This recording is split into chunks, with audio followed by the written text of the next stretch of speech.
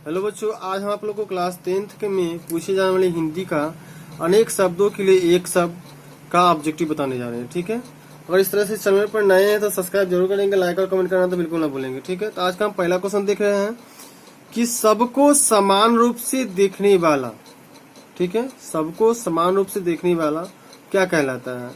समदर्शी कहलाता है, समधर्मी कहलाता है, समरूप कहलाता है या समांत कहलाता है। ठीक है, यहाँ हम जो बताने जा रहे हैं क्वेश्चन अनेक शब्दों के लिए एक शब्द। ठीक है, तो इसका अर्थ होता है हमारा समदर्शी। ठीक है, सबको समान रूप से देखने वाला जो होता है उसको एक शब्द में हम इसको बोल सकते हैं समदर्शी। ठीक है, अगला क्वेश्चन है जो कोई वस्तु वहन करता है। ठीक है, जो कोई वस्तु वहन करता है इसका सही अर्थ क्या होगा? वाहन, वाहक, ग्राहक या इनमें से कोई नहीं। तो जो कोई वस्तु वहन करता है इसका सही अर्थ हो जाएगा वाहक। क्या हो जाएगा? वाहक। अगला क्वेश्चन है पत्र या प्रश्न आदि के उत्तर की अपेक्षा करने वाला। ठीक है, क्या है क्वेश्चन? पत्र या प्रश्न आदि के उत्तर की अपेक्षा करने वाला क्या कहलाएगा? उत्तराधिकारी, उत्तराक्षेपी, उत्तरायणी या उत्तरीय। तो इसका सही अर्थ हो जाएगा हमारा उत्तराक्षेपी। ठीक है, ऑप्शन नंबर बी इसका राइट आंसर हो जाएगा। हमारा अगला क्वेश्चन है जिसमें भला बुरा समझने की शक्ति ना हो।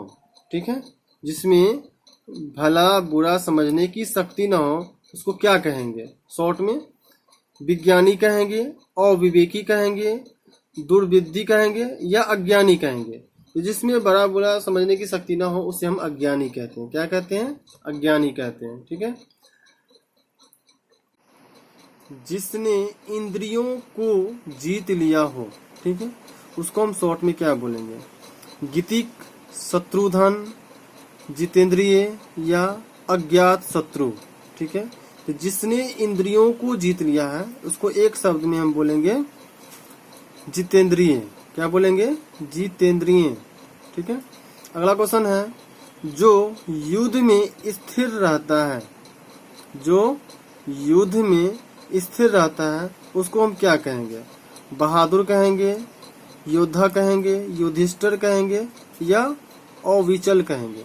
तो जो युद्ध में स्थिर रहता है उसको हम एक शब्द में युधिष्ठिर कहते हैं। ठीक है, क्योंकि हम बताने जा रहे हैं आपको अनेक शब्दों के लिए एक शब्द। ठीक है, इसलिए जो युद्ध में स्थिर रहता है उसको हम क्या कहते हैं? युधिष्ठिर।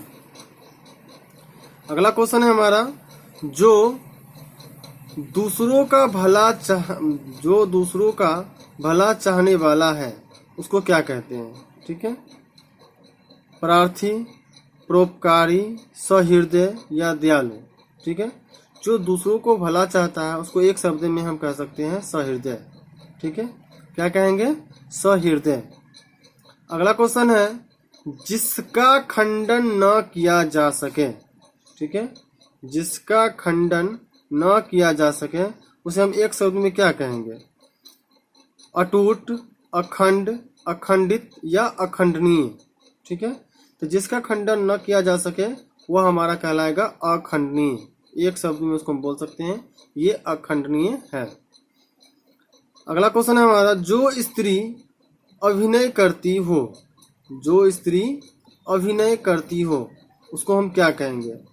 नर्तकी, नटी, नायिका या अभिनेत्री। तो जो स्त्री अभिनय करती है उसको हम शॉर्ट में बोल सकते हैं अभिनेत्री। क्या बोलेंगे? अभिनेत्री। अगला क्वेश्चन है जिससे सब कुछ कहा जा सके, जिससे सब कुछ कहा जा सके इसका सही अर्थ क्या होगा? अंतरंग, सहृदय, घनिष्ठ या अभिन्न। तो जिससे सब कुछ कहा जा सके उसको हम एक शब्द में कह सकते हैं अंतरंग। क्या कहेंगे? अंतरंग। इसको शॉर्ट में बोल सकते हैं। ठीक है, हमारा नेक्स्ट क्वेश्चन है जो दूसरे के बलबूते पर हो उसको एक शब्द में क्या कहेंगे? जो दूसरे के बलबूते पर हो उसको क्या कहेंगे? अपर बल, स्वावलंबी या प्रावलंबी, परोपजीवी। इस चारों ऑप्शन में कौन सा ऑप्शन सही हो जाएगा? जो दूसरे के बलबूते पर हो उसको हम कहते हैं परावलंबी। क्या कहते हैं? परावलंबी। हमारा अगला क्वेश्चन है स्वामी रहित जानवर। स्वामी रहित जानवर का अर्थ क्या होगा? लाचार, निरीह, अन्ना या लावरिस। ठीक है, तो स्वामी रहित जानवर का अर्थ होता है लावरिस। ठीक है, अभी आप लोग को जो पढ़ाने जा रहे हैं अनेक शब्दों के एक शब्द। ठीक है, और इस तरह से चैनल पर नए हैं तो सब्सक्राइब जरूर करेंगे, लाइक और कमेंट करना तो बिल्कुल ना भूलेंगे। हमारा अगला क्वेश्चन है जिसके बारे में प्रयास करने पर भी न जाना जा सके। ठीक है, जिसके बारे में प्रयास करने पर भी न जाना जा सके उसे हम एक शब्द में क्या कहेंगे? अज्ञेय, अज्ञात, अज्ञानी या अनभिज्ञ। ठीक है, तो जिसके बारे में प्रयास करने पर भी हम उसके बारे में कुछ न जान सकें तो उसको हम एक शब्द में बोल सकते हैं अनभिज्ञ। क्या बोलेंगे? अनभिज्ञ। हमारा अगला क्वेश्चन है दूसरे के प्रतिनिधि के रूप में क्रय विक्रय आदि करने का अधिकार। ठीक है, क्या कर रहा है क्वेश्चन? दूसरे के प्रतिनिधि के रूप में क्रय विक्रय आदि करने का अधिकार को शॉर्ट में क्या बोलेंगे हम? अकरण, उपकरण, अभिकरण या अधिकरण।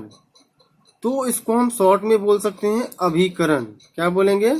जो दूसरों के प्रतिनिधि के रूप में क्रय विक्रय आदि करने का अधिकार हो उसको हम अभिकरण कहते हैं। क्या कहते हैं? अभिकरण। हमारा नेक्स्ट क्वेश्चन है आग से झुलसा हुआ। ठीक है, आग से झुलसा हुआ का अर्थ क्या होता है? ध्वस्त, प्रक्षालित, अनलदंग या भाग्यवश, भाग्यशेष।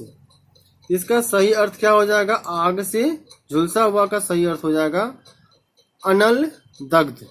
ठीक है, क्या होगा? अनल दग्ध। अगला क्वेश्चन है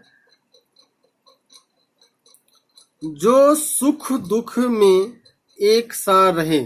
ठीक है, जो सुख और दुख में एक साथ रहे उसको हम एक शब्द में क्या बोलेंगे?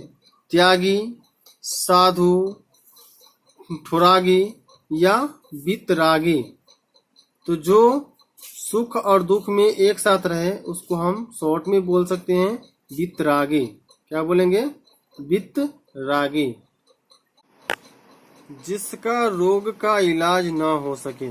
ठीक है, जिसका रोग का इलाज ना हो सके इसको हम एक शब्द में क्या बोलेंगे? असाध्य, असुच्य, क्लिष्ट या दुस्साध्य। इसका सही अर्थ हो जाएगा हमारा असाध्य।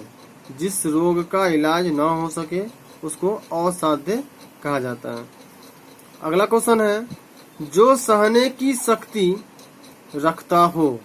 जो सहने की शक्ति रखता हो उसको एक शब्द में क्या कहते हैं? सधवा, सर्वज्ञ, सहकारी या सहिष्णु। ठीक है, तो जो सहने की शक्ति रखता है उसको हम सहिष्णु कहते हैं। क्या कहते हैं? सहिष्णु। हमारा नेक्स्ट क्वेश्चन है वह वस्तु जो नाशवान हो। ठीक है, वह वस्तु जो नाशवान हो उसको एक शब्द में क्या कहेंगे? अमर, अलौकिक, नश्वर या शाश्वत। तो जो वस्तु नाशवत हो उसको एक शब्द में कह सकते हैं नश्वर। ठीक है, हमारा नेक्स्ट क्वेश्चन है किसी संघ या संस्था के किसी सभा का प्रधान। ठीक है, क्वेश्चन को फिर से सुन लेते हैं क्या कर रहा है। किसी संघ या संस्था के किसी सभा का प्रधान उसको हम शॉर्ट भाषा में क्या बोल सकते हैं? सभापति, प्रधान, अध्यक्ष या संयोजक। तो इसको हम शॉर्ट में बोल सकते हैं सभापति। किसी संघ या संस्था के किसी सभा का जो प्रधान होता है उसको शॉर्ट में बोल सकते हैं सभापति। हमारा लास्ट क्वेश्चन है किसी वस्तु को पढ़ने के बाद उसके बारे में मनन चिंतन करना क्या कहलाएगा? उसको हम एक शब्दों में क्या बोलेंगे? फिर से सुन लेते क्वेश्चन, बहुत इंटरेस्टिंग है कि किसी वस्तु को पढ़ने के बाद उसके बारे में मनन चिंतन करना क्या कहलाएगा? अध्यवसाय, अध्ययन, स्मरण या अनुशीलन। ठीक है, तो किसी वस्तु को पढ़ने के बाद उसके बारे में मनन चिंतन करना जो है हमारा, वो कहलाता है अनुशीलन। ठीक है, तो ये हमारा लास्ट क्वेश्चन था, और इस वीडियो के बाद हम फिर नेक्स्ट वीडियो में आपसे मिलते हैं। और इस तरह से इस चैनल पर नए हैं तो सब्सक्राइब जरूर करेंगे, लाइक और कमेंट करना तो बिल्कुल ना भूलेंगे, और इस वीडियो को शेयर करना भी ना भूलेंगे, क्योंकि आप लोग का एग्जाम बहुत नज़दीक आ गया और हम चाहते हैं कि आप अच्छे से अच्छे नंबर से पास हो। ठीक है, थैंक यू मेरी वीडियो देखने के लिए।